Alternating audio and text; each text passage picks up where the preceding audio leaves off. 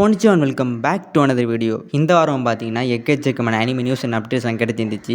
So அதெல்லாம் ஒன்றும் நான் பார்த்துடலாம். அதுக்கு முன்னாடி நம்ம சேனலுக்கு யாரும் புதுசாக வந்தால் மறக்காமல் சப்ஸ்கிரைப் பண்ணி வச்சுக்கொள்ளுங்க. இப்படிப்பட்ட நல்ல லைவ் வீடியோஸ்க்கெல்லாம் பெற்றுக்கொள்ளக்கூடிய அது மட்டும் வீடியோ லைக் பண்ணிட்டு பாருங்கள். அண்ட் அனிமி பார்க்குறவங்க ஃப்ரெண்ட்ஸுக்கு வந்து ஷேர் பண்ணிக்கொள்ளுங்க. குறிப்பாக சொல்லப்போனால் ஜுஜுட்சு கைசன் பற்றின அப்டேட்ஸ் பார்த்தீங்கன்னா நிறைய இருக்குது. ஸோ ஒரு பேச வீடியோ ஸ்டார்ட் பண்ணிடலாம்.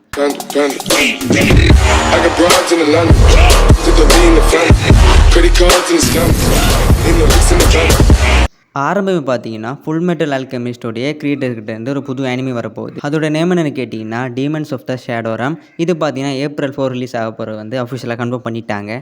ஃபுல் மெட்டல் ஆல்கெமிஸ்ட் அளவுக்கு இருக்குமோ தெரியல. ஸோ வெயிட் பண்ணி பார்க்கலாம். அடுத்து வந்து கடந்த சில வருடங்களில் இந்த இன்டர்நெட்டில் அதிகமாக சர்ச் பண்ணப்பட்ட அனிமியோட லிஸ்ட்டு வந்திருக்கு. அதில் ஃபஸ்ட்டு பிளேஸில் பார்த்தீங்கன்னா ஒன் பீஸ் இருக்குது, செகண்ட் பிளேஸில் பார்த்தீங்கன்னா நருட்டோ இருக்குது, அண்ட் தேர்ட் பிளேஸில் பார்த்தீங்கன்னா டீமன் ஸ்லேயர் இருக்குது, ஃபோர்த்து பிளேஸில் ஜுஜுட்சு கைசன், ஃபிஃப்த் பிளேஸில் அட்டாக் அண்ட் டைட்டன், சிக்ஸ்த்து பிளேஸில் பார்த்தீங்கன்னா சோலோ லெவலிங், அண்ட் செவன்த் பிளேஸில் பார்த்தீங்கன்னா பொருட்டோ. இதெல்லாம் தான் பார்த்தீங்கன்னா அதிகமாக சர்ச் செய்யப்பட்ட அனிமீஸ்.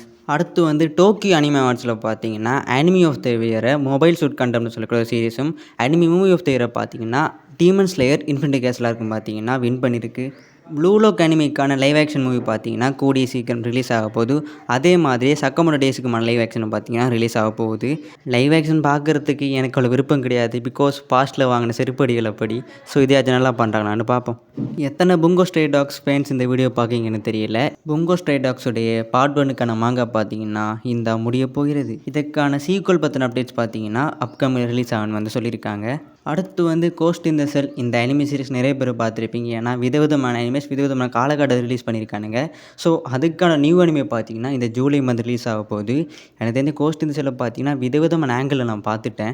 நான் அவ்வளோ பெரிய கோஸ்ட் இன் த செல் கண்ணியெல்லாம் இல்லை. ஸோ நீங்கள் யாராச்சும் ஃபேன்ஸ் இருக்கீங்களா கமெண்ட்ஸை சொல்லுங்கள். ஸோ இதுக்கான நியூ அனிமே பார்த்தீங்கன்னா ஜூலை மந்த் ரிலீஸ் ஆக போகுது. அடுத்து வந்து நிறைய பேர் எதிர்பார்த்து கொண்டிருந்த சோலோ லெவலிங் பார்த்தீங்கன்னா குட்டி அப்டேட் தான். சோலோ லெவலிங்கான நெக்ஸ்ட் சீசன் இதை பற்றின அப்டேட் இந்த மந்த் வந்து ரிலீஸ் ஆகணும் வந்து ஒரு சில ரூமர்ஸ் கிடச்சிருக்கு. இது ஷூராக இல்லையான்னு தெரியல. ஸோ வெயிட் பண்ணி பார்க்கலாம். அடுத்து வந்து நெட்ஃப்ளிக்ஸில் அதிக நேரம் பார்க்கப்பட்ட அனிமேஸுக்கான லிஸ்ட்டு வந்திருக்கு.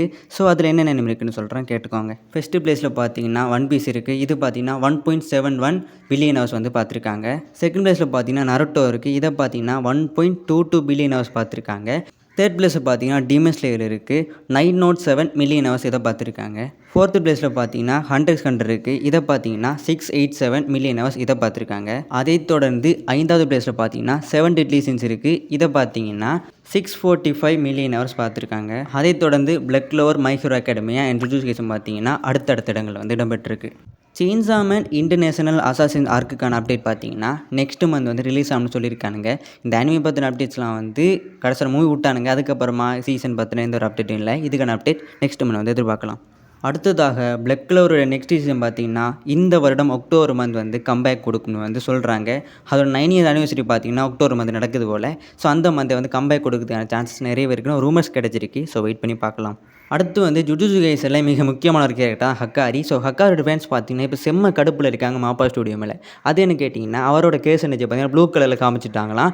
அது வந்து க்ரீனாக இருந்திருக்கணும். எங்கடா க்ரீன் கலர்னு பார்த்தீங்கன்னா நிறைய பேர் கடுப்பாகிறாங்க.